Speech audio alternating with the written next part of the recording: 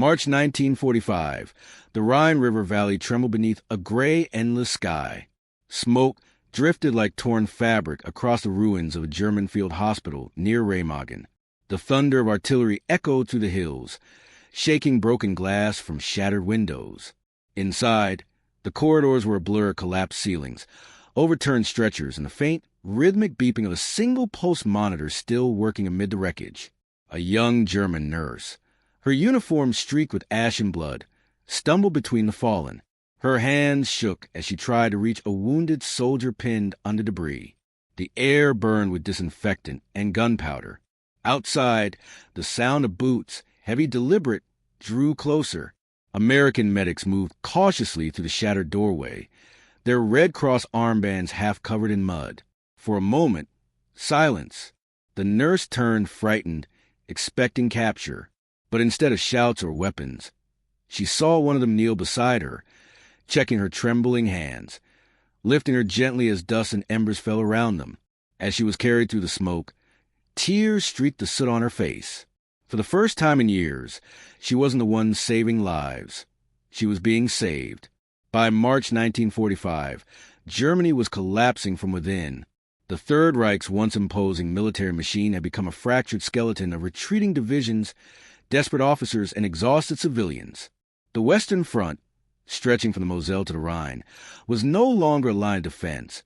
It was a landscape of surrender. Allied bombers filled the skies day and night, hammering bridges, roads, and railways until Germany's logistics disintegrated completely. Amid this chaos, the medical services of the Wehrmacht, once meticulously organized, fell into ruin. Hospitals that had been meant for hundreds now held thousands. Supplies dwindled to nothing. Morphine and bandages were traded like gold. Many field hospitals were operated almost entirely by women, nurses, auxiliaries, and volunteers drawn from the Red Cross and local nursing schools. Some were barely out of their teens. Their patients were soldiers shattered by artillery frostbite and weeks of starvation. The German Medical Corps had been among the most disciplined branches of the military. But as the Allies crossed into German soil, even that discipline faltered. Orders from Berlin were fragmented and contradictory. Some hospitals were told to evacuate within hours.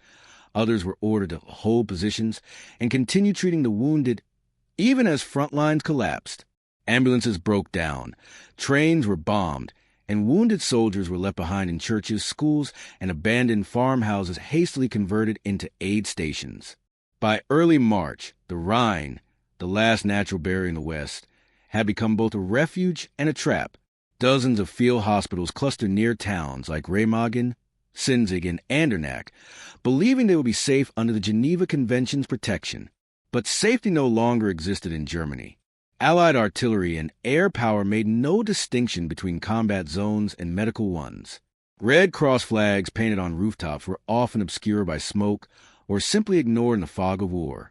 Inside these hospitals, the atmosphere was heavy with quiet desperation. Nurses worked 20-hour shifts, reusing surgical gloves, cleaning wounds with boiled river water, and rationing every drop of alcohol. Many had stopped keeping track of days. What mattered was keeping someone, anyone, alive until the next sunrise. The nurses learned to move with precision and numb efficiency. But beneath that surface calm lay exhaustion, so deep it blurred the line between duty and survival.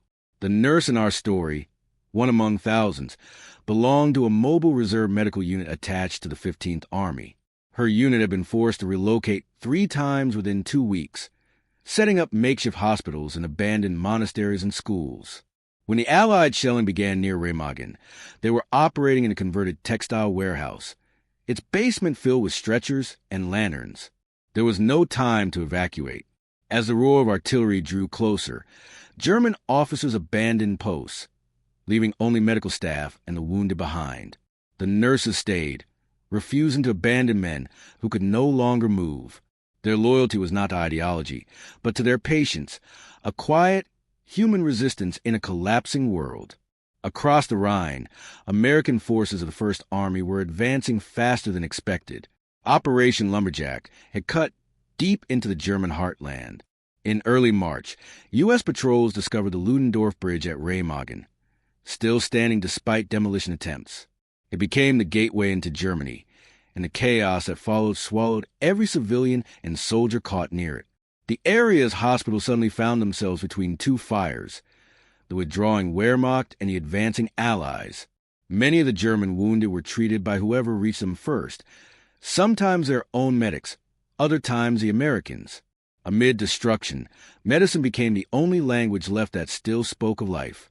The nurses' hospital was one of those left standing, barely, in the aftermath of the bridge's capture. As the Americans advanced through the smoke-filled streets, they found more than prisoners. They found the remnants of a system that had once believed itself invincible. And among those remnants were the exhausted figures in white, still tending to the dying under a sky that no longer belonged to them. The capture of the Ludendorff Bridge at Reimagining on March 7, 1945, changed the course of the Western Front. For the Allies, it was a stunning tactical victory, a chance to cross the Rhine intact and accelerate the fall of Nazi Germany. For the Germans, it was the moment the war's inevitable end became undeniable. The Rhine, once glorified in propaganda as the eternal frontier, had been breached. Within days, American infantry and engineers poured across the bridgehead, pushing into the Rhineland heartland, into towns, forests, and farmlands that had once seemed untouchable. The German Army Group E, commanded by Field Marshal Walter Model, struggled to form a coherent defense. His divisions were fragmented, short on fuel, ammunition, and communications. What remained of the German military medical system tried to follow the retreat, but the front lines shifted faster than vehicles could move. Field hospitals that had been set up for the Ardennes offensive now found themselves deep inside territory overrun by Allied armor. Many doctors and nurses chose to stay behind, unwilling to leave the wounded. Others simply could not move. Trucks destroyed, rail lines cut, supplies gone. It was in this unstable, collapsing world that the human story of compassion and mercy unfolded. Reports from the U.S. Army's Medical Corps during Operation Lumberjack describe repeated encounters with German medical personnel left behind in makeshift facilities. Many were found still operating, dressing wounds, boiling instruments, or keeping the dying company. American officers noted how these hospitals, often lit only by candles or kerosene lamps, had continued their work even under constant bombardment. Despite the war's brutality, both sides shared a deep respect for the medical profession. The Geneva Convention, though often strained, remained a fragile thread of civilization. American medics frequently entered surrendered hospitals unarmed, identifying themselves with the Red Cross armband. In turn, German doctors and nurses would surrender their wards, often in tears, fearful yet relieved that their patients might finally receive proper care. Eyewitness records mention the psychological collapse of German nurses during this period. Many had served since the invasion of Poland in 1939. They had seen everything, from the frozen agony of the Eastern Front to the firestorms of Hamburg and Cologne. By 1945, the weight of it all had become unbearable. Yet they kept working, driven by something beyond orders, the quiet moral belief that suffering deserved to be eased, even if the cause behind it had long since lost meaning. As American troops swept through the Rhineland, they began to take prisoners by the tens of thousands. But not all encounters ended with surrender at gunpoint. In several documented cases, Allied medical units discovered German nurses or doctors still caring for both German and Allied wounded alike, men who'd been enemies hours earlier, now lying side by side under white sheets. These moments were rare but profoundly symbolic. Even as armies destroyed one another, the human instinct to heal persisted. In the sector around Remagen, Sinzig, and Ahrweiler, small medical units became islands of fragile order amid chaos. Civilians seeking refuge from shelling joined the wounded, creating overcrowded conditions where disease and starvation spread quickly. The smell of antiseptic mixed with the stench of fire and decay. Yet even here, the medical staff refused to abandon their posts. It was within this collapsing network of hospitals that American medics would later find a German nurse, weak, shaken, but alive. Her unit's last communication with headquarters had been cut off days earlier. No reinforcements, no evacuation orders, only silence. When the shelling reached their position, the nurses and a handful of wounded soldiers took shelter in the basement, unaware that American forces were already advancing to the town above them. By the time U.S. medical teams entered, the war, at least for that corner of Germany, had ended. But the emotions of those who survived were not of victory or defeat. They were of disbelief that mercy still existed, that after years of brutality, someone could still extend a hand to an enemy. This was not a single story. It was one among thousands, fragments of compassion buried beneath rubble, discovered in the final weeks of humanity's most destructive war. And within those fragments lay the foundation for what would come next, an understanding that even in the darkest chapters of history, the duty to save life never truly belongs to one side alone. 1. The human angle. War strips people of identity, reducing them to uniforms, ranks, and insignia. Yet in the ruins of the Western Front, individuality resurfaced in the smallest acts: a nurse holding a soldier's hand, a medic sharing his last ration, a glance that recognized suffering without needing language. The German nurse was one of thousands of women conscripted into service under the Kriegskrankenpflicht system, a vast wartime nursing organization designed to fill the gaps left by men at the front. Some volunteered from patriotic duty. Others had no choice. Many came from small towns, trained quickly, and were sent to front with only a few months of instruction. By 1945, these women had aged far beyond their years. They lived without certainty, without rest, and often without sleep. Medical uniforms became armor, not against bullets, but against despair. Each day was a cycle of blood, exhaustion, and brief moments of humanity that made the suffering bearable. Letters written by German nurses during this time, many recovered decades later, speak of emotional numbness and quiet collapse. One wrote, "We have no strength left to hate, only to endure." When American medics entered their hospitals, they did not see enemies, only faces like their own, pale and hollow from endless nights. Some of the captured nurses cried not from fear, but from a sudden release of tension, the realization that the war, for them, might finally be over. In those tears lay the human truth of the battlefield. Compassion, even when buried under ideology, could still find its way through. 2. The medical angle. Behind every army stood an invisible network of healers, physicians, orderlies, nurses, stretcher-bearers.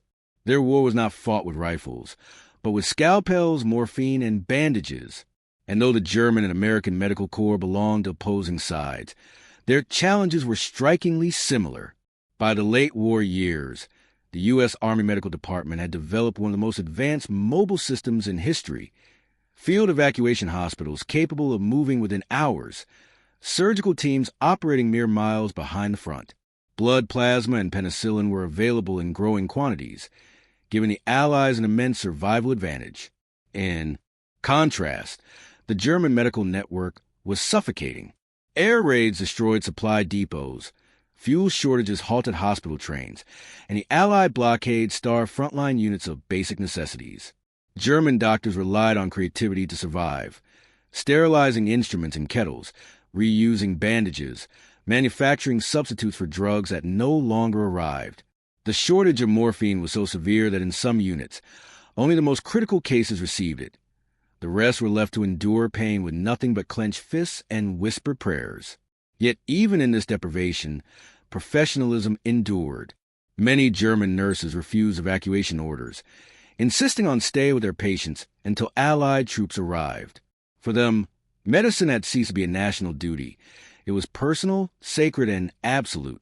When American medical officers encountered these hospitals, they noted the discipline still visible amid ruin. Patients lined up in neat rows, charts filled out in pencil, morphine bottles carefully rationed.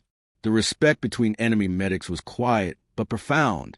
Often, American doctors continued treatments begun by their German counterparts, exchanging information through gestures or fragmented English. The Red Cross, still visible on armbands and helmets, became a rare symbol that both sides trusted. 3. The moral angle. By 1945, the concept of morality in war had nearly disintegrated. Entire cities were leveled, civilians displaced by millions, and prisoners of war treated with varying degrees of brutality. Yet among medics, those whose profession was to preserve life, a different code persisted. The Geneva Convention of 1929 declared that medical personnel were to be protected and respected by all parties. In practice, this principle often blurred. Field hospitals were shelled, marked ambulances strafed, and doctors killed while operating under fire. But despite these violations, many Allied and Axis medics held fast to a shared moral compass. Life came first. Reports from the U.S. Ninth Army and First Army recorded multiple instances of cooperation with German medical units. In one account, American doctors entered a captured aid station where German nurses were tending to both German and American wounded, treating everyone equally despite their own dire shortages. Another described a German field surgeon who refused to abandon his patients, surrendering only when the last of them had been moved to safety. These acts did not erase the horrors committed by regimes or armies, but they stood as proof that individual morality could survive within institutional evil. The nurse carried from the rubble represented not a single act of compassion, but the endurance of ethics in a world that had forgotten them.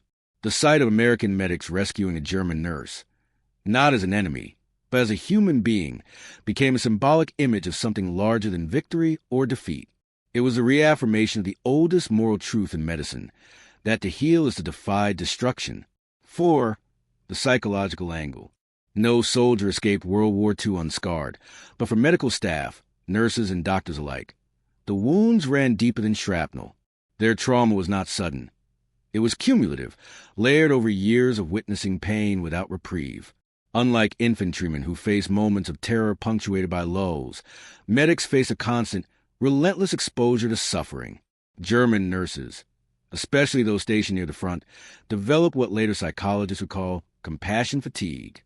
Their empathy, the very trait that made them effective caregivers, became the source of their exhaustion. They carried not only their own fear, but the fear of hundreds of men whose faces and cries haunted them long after the fighting moved on. Letters and diaries recovered from 1944 to 45 reveal the emotional disintegration of many nurses. Some confessed that they no longer dream of victory, only of sleep. Others wrote that the moans of the dying echoed in their ears, even during silence.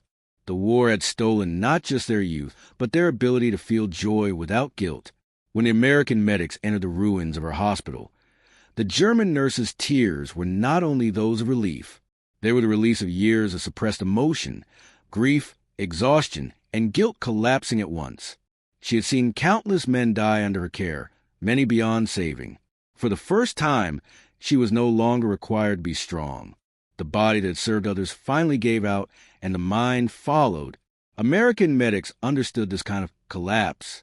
Many of them had witnessed similar reactions among their own nurses and doctors during the Ardennes and Normandy campaigns.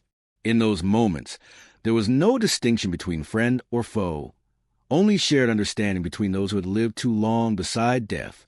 The psychological kinship between healers on both sides became one of the least discussed, yet most enduring legacies of the war, an unspoken fraternity born from the act of enduring pain in the service of life. 5. The enemy angle. To the average Allied soldier, the German uniform had long been a symbol of cruelty and tyranny. Propaganda on both sides dehumanized the enemy, painting them as faceless aggressors. But encounters with German medical staff complicated that image. American troops who entered capture hospitals often described surprise, even discomfort, at the sight of German nurses, not soldiers, but young women in blood-stained aprons, tending to men who had minutes left to live. They were supposed to be the enemy, yet they looked like anyone's sister, daughter, or wife. U.S. Army medical reports mention how initial suspicion often gave way to respect. One sergeant in the 2nd Infantry Division wrote, "They weren't what we expected. They worked till they dropped. Some even helped our wounded before we could set up our own aid posts." For the Americans, rescuing enemy medical personnel wasn't merely an act of mercy. It was a reaffirmation of their own values. To treat the enemy with humanity was to prove that their cause was morally stronger. The rescue of the German nurse became, in this sense, symbolic of the ideological divide between conquest and compassion. And yet, to the German medical staff, the Americans were not liberators at first. They were the unknown. Many feared imprisonment or execution, fed by years of propaganda warning of Allied brutality. But when the Americans carried their wounded and offered them water, confusion turned to disbelief and disbelief to tears. The moral architecture of the world they had known crumbled, replaced by something far simpler: human decency. This transformation, from enemy to patient, from adversary to fellow human, was one of the most profound psychological reversals of the war's final days. It redefined what victory truly meant. 6. The cultural angle. The story of the German nurse also reveals something deeper about gender and identity in wartime Europe. Nazi Germany had celebrated women primarily as mothers and homemakers, yet the war forced hundreds of thousands of them into uniformed service. By 1945, women comprised a significant portion of Germany's medical corps, a silent army of caregivers working in conditions far harsher than any civilian hospital could imagine. For many of these women, nursing became both empowerment and imprisonment. It gave them a role in national service, yet chained them to an unending cycle of suffering. They were witnesses to the regime's collapse, caretakers of its broken sons, and unwilling chroniclers of its moral decay. In contrast, American and British women in the medical corps operated under a different framework, one shaped by democratic ideals and relative equality within service ranks. They had volunteered, received training, and served alongside men as respected professionals. Their war experience, while equally traumatic, often ended with recognition and reintegration. For the German nurse, however, the end of the war did not bring public honor. Many returned home in silence, their service unacknowledged, their trauma untreated. Some faced suspicion or shame simply for having worn the uniform. Others continued to work in hospitals through the post-war famine years, caring for refugees and former soldiers, still healing the remnants of a nation that had destroyed itself. Yet their quiet endurance reshaped the post-war medical world. Many of these same women became the backbone of Germany's Reconstruction-era healthcare system. Their wartime experience, improvisation under pressure, compassion amid ruin, would influence generations of medical training and ethics. The image of the American doctors carrying a German nurse from the rubble symbolized more than a rescue. It was a passing of a torch from one era of medicine to another, from a nationalism of war to the internationalism of humanitarian care. It was proof that, even in total defeat, there existed the possibility of moral survival. March 10, 1945, 3 days after the capture of the Ludendorff Bridge at Reimagining. The sound of artillery no longer came in waves. It was constant, a pulse that shook the earth without pause. Columns of black smoke rose above the Rhine, where retreating German forces tried desperately to destroy crossings and regroup. The front had dissolved into fragments of chaos. Scattered platoons, wounded men stumbling through fields, and medical convoys stranded without orders. On the northern outskirts of Reimagining, inside a gutted textile warehouse that served as a makeshift hospital, the last of a German field medical unit worked through its final hours. The structure had already been hit twice by Allied shelling. The roof was partially collapsed, the floor slick with rainwater and blood. The few remaining nurses moved between stretchers with lanterns, whispering prayers as they went. Among them was a young nurse, her hands blistered from carrying litters, her face drawn pale beneath streaks of soot. The physicians had long since left. Only orderlies and medical assistants remained. The electric generator had failed the previous night, and now every operation was done by candlelight. Outside, the distant echo of tank tracks grew louder. At dawn, the bombardment began again. The first shell struck the southern wall, tearing through brick and glass. Dust fell like snow. The nurses threw themselves over the patients, shielding them with their own bodies. Another shell followed, then another. The sound was deafening, a roar that swallowed every cry. The world narrowed to darkness, smoke, and instinct. When the shelling ceased, silence returned, thick, unnatural. The nurse found herself pinned beneath fallen beams, her arm twisted painfully beneath debris. Around her, moans echoed in the gloom. Somewhere nearby, a man was calling for help, his voice fading, then gone. She tried to move, but pain shot through her shoulder. Her lantern had gone out. The only light came from a hole in the ceiling where morning broke through, gray and distant. Hours passed in fragments. She drifted in and out of consciousness, half dreaming of home, of the river she had grown up beside, of the white hospital sheets that once symbolized safety instead of death. When the sounds returned, they were not German voices. They were foreign, clipped, deliberate, English words muffled through the walls. The crunch of boots, the clang of a metal stretcher. She froze, uncertain whether to call out or stay silent. Propaganda had taught her that Allied soldiers would show no mercy.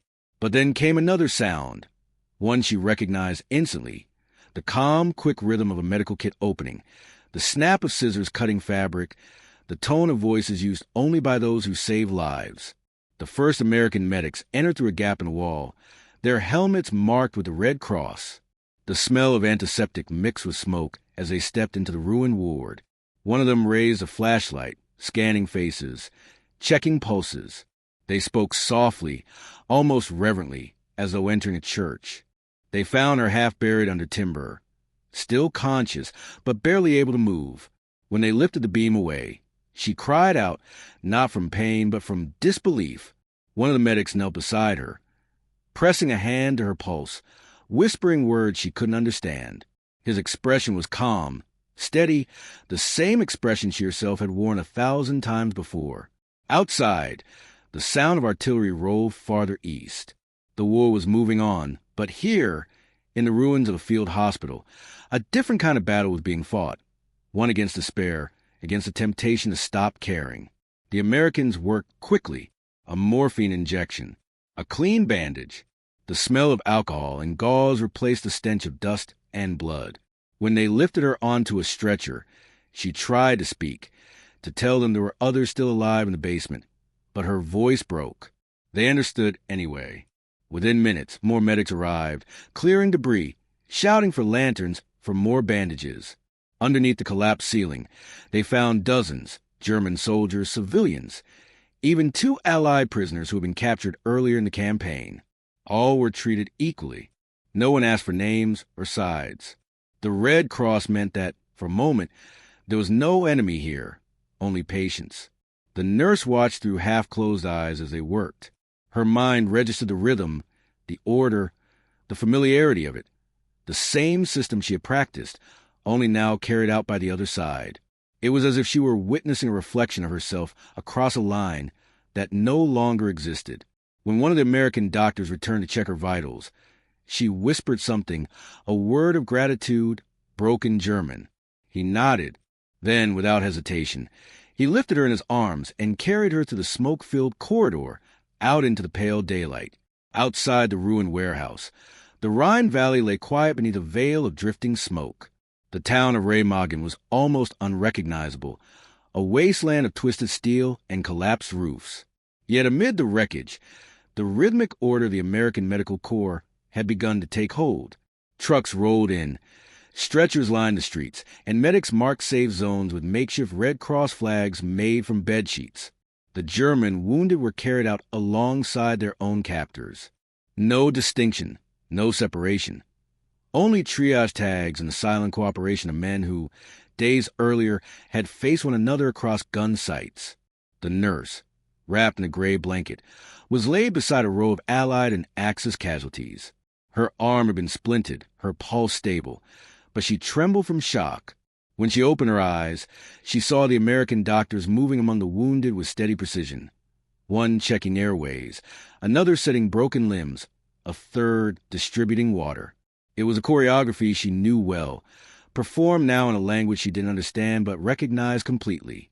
Nearby, a captured German orderly stood uncertainly, watching the Americans. Then, slowly, he began to help, handing instruments, guiding them toward the most critical patients. No one stopped him. Within minutes, he was part of the team. The war, at least at that moment, had ceased to exist in this small patch of earth. The nurse watched as a young American medic, barely older than the soldiers on the stretchers, tended to a German boy who could not have been more than 17. The medic's face was tired, streaked with soot, but his voice was gentle, patient. He adjusted the boy's bandages, offered him water, and gave him a small nod of reassurance. The boy tried to speak, but the morphine dulled his tongue. The medic just smiled and moved on. It was a scene repeated across the Western Front in those final weeks, moments of human recognition amid collapse. The war's great battles were ending, but its moral reckonings were only beginning. The rescue operation at the hospital site continued for hours. The Americans uncovered a basement chamber where civilians had taken refuge: elderly women, 2 children, and several wounded soldiers. One of the doctors radioed for additional ambulances. The German nurse insisted on helping, despite her injury. She pointed to patients in need, gestured toward the one still breathing. The Americans allowed her to assist. Her training and theirs intertwined seamlessly. Antiseptic passed hand to hand, instruments laid out on scavenged tables. When the last survivor was lifted out, the American commanding medic, Captain Robert Halvorsen of the 47th Medical Battalion, ordered the nurse to be taken to their field station for treatment. She protested weakly, saying others needed care first. But Halvorsen simply said, "You've done your part." She didn't understand the words, but she understood the tone. As dusk settled, the sky turned a dull orange behind the bridge, still standing, its steel skeleton scarred by days of bombardment. Overhead, flocks of birds circled aimlessly, disoriented by the noise. For the nurse, lying on a stretcher beneath the open sky, the sounds of battlefield had faded into something distant, almost unreal. She looked up at the darkening clouds and wept quietly, not from pain, but from a kind of release that only comes when the body realizes it has survived. Her rescuers noticed the tears, but said nothing. One of them placed a canteen beside her and covered her shoulders with a second blanket. It was a gesture she had made countless times herself. To the dying, to the frightened, to those she couldn't save. Now it was returned to her. In later Allied reports, the incident was recorded in clinical terms. German medical personnel recovered alive, condition moderate to severe, treated and evacuated to American Field Hospital. No names were given, no details beyond the essentials. Yet among the medics who were there, the memory stayed. The sight of an enemy nurse carried from the ruins of her own hospital, her face streaked with tears, her hands still stained with the blood of those she had tried to save. For them, it was not just another mission completed. It was a moment that defied the logic of war. Some of the American doctors would later write in letters home that it was that rescue, not the bridge, not the surrender that followed, that they remembered most vividly, because in that single act, they had witnessed something the war had almost erased: mercy without condition. As night fell, the field hospital filled with the sounds of quiet breathing, whispered orders, and the faint hum of generators. Somewhere in that chorus, the German nurse slept for the first time in days. Not as a soldier, not as an enemy, but as a survivor. By late March 1945, the battle for the Ludendorff Bridge at Reimagining had ended, but its echoes rippled far beyond the Rhine. The bridge itself, strained by relentless use and damage, finally collapsed into the river on March 17th, taking with it 28 American engineers and several German prisoners who had been assisting in repairs. Yet, even in its fall, it had already fulfilled its purpose, allowing more than 25,000 Allied troops, along with hundreds of tanks, trucks, and artillery pieces, to cross into Germany's heartland. For the medics who remained in the ruins of Reimagining, the war shifted from offense to compassion. Makeshift hospitals now dotted the western banks of the Rhine, some Allied, some German, many mixed. Soldiers of both sides were treated side by side, their identities reduced to blood types and pulse rates. What had once been a symbol of division, a bridge between enemies, had become, in a strange irony, a bridge of mercy.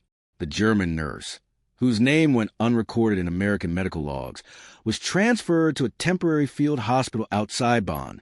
She arrived with dozens of wounded, most of them civilians. Her condition improved quickly, though she remained quiet, avoiding the eyes of her caretakers. The doctors noted her skill, her calmness, her instinct to assist. Within days, she began volunteering again, disinfecting instruments, comforting the dying, translating where she could.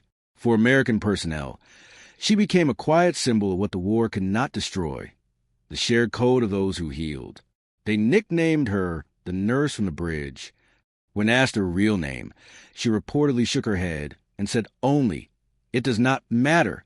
By April, as the Allies pushed deeper into Germany, new reality set in. The concentration camps were being discovered. Photographs of emaciated survivors and mass graves reached the frontline units. The full horror of the war, the magnitude of what had been done, began to sink in. For many American medics, the compassion they had shown at Reimagen took on a deeper, almost defiant meaning. It had not been weakness. It had been resistance to the brutality that war tried to normalize. The nurse was eventually repatriated under the Geneva Conventions. She was last recorded leaving an Allied transit camp near Cologne in May 1945. From there, her trail disappeared into the ruins of post-war Germany. Some believed she returned to the Rhineland to search for her family. Others said she joined the Red Cross, helping displaced persons in the chaotic months that followed. There are no photos, no formal reports, only recollections from those who met her, scattered across memoirs and archived letters. One letter, written by Captain Robert Halvorsen, mentioned her indirectly. "We found a nurse under the rubble near Reimagen. She kept trying to help even after we carried her out. It struck me that she didn't see sides, just pain.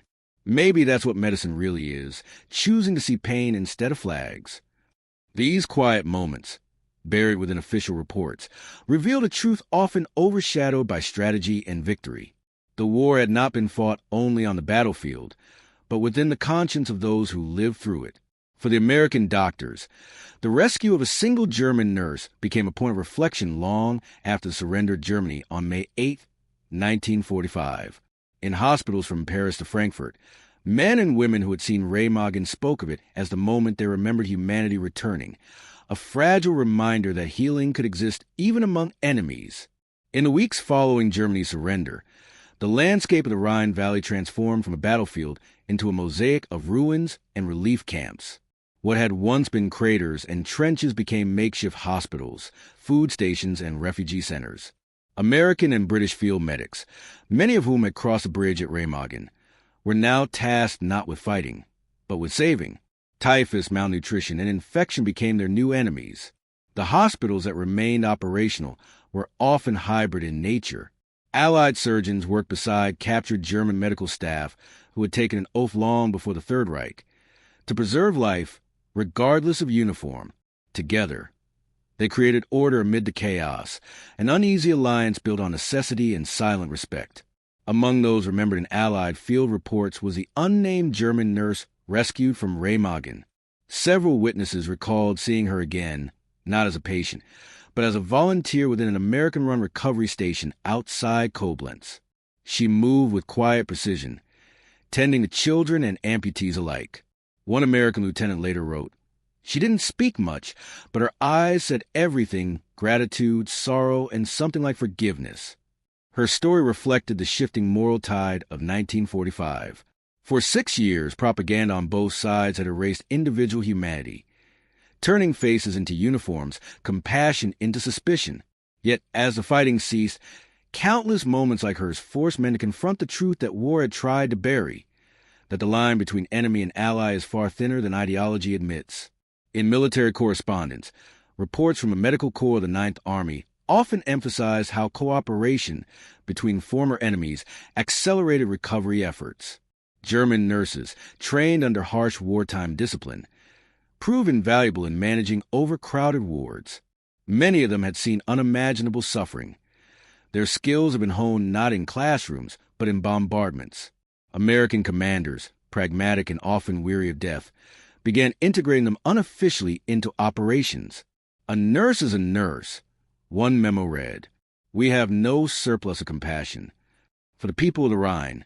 Families displaced, wounded soldiers forgotten by their commands, and orphans wandering through ruins. These field hospitals became sanctuaries." The presence of both American and German medical workers blurred the edges of occupation. In places like Reimagen, Bonn, and Koblenz, the image of a German nurse being carried from the rubble came to symbolize something greater than survival. It became an emblem of moral endurance. Though no official record of her identity survives, local testimonies decades later recalled a Fräulein in Gray who worked quietly among the Allied medics until she disappeared into a crowd of returning civilians in the summer of 1945.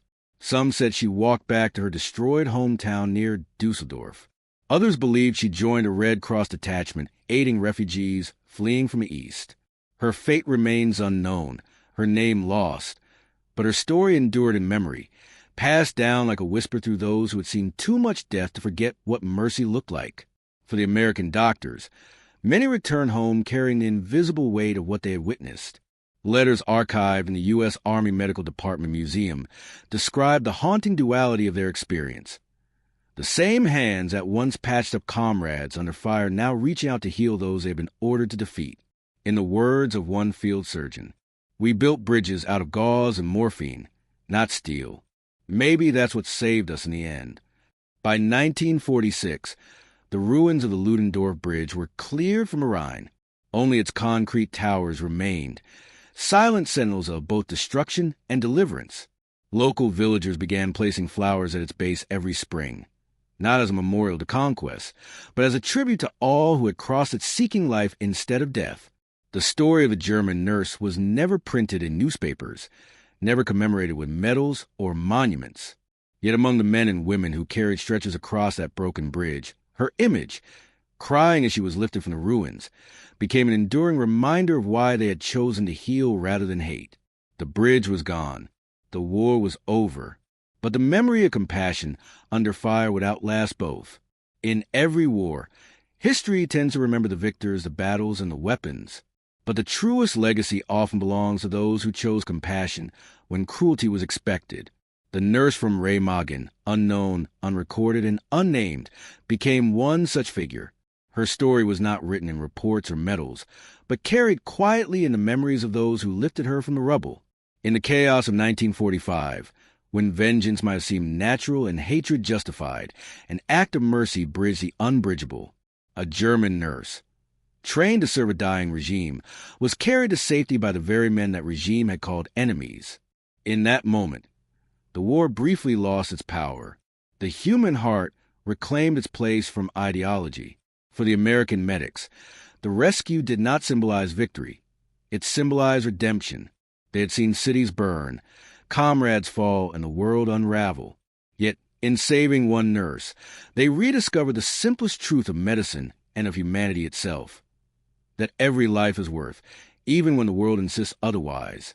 The Ludendorff Bridge, now long vanished beneath the waters of the Rhine, still stands in memory as more than a military crossing. It is remembered as a passage between hate and humanity, between destruction and deliverance. And though no one can say what became of the nurse on the bridge, her tears, shed as she was carried from the smoke, speak louder than any uniform or flag ever could. History records wars through numbers and names. But peace, when it comes, is written through gestures, hands that lifted, voices that soothed, hearts that chose mercy when it was hardest. The bridge fell. The nurse vanished. The war ended. But for one fleeting moment on the banks of the Rhine, compassion endured. And that, more than any victory, is what history should remember.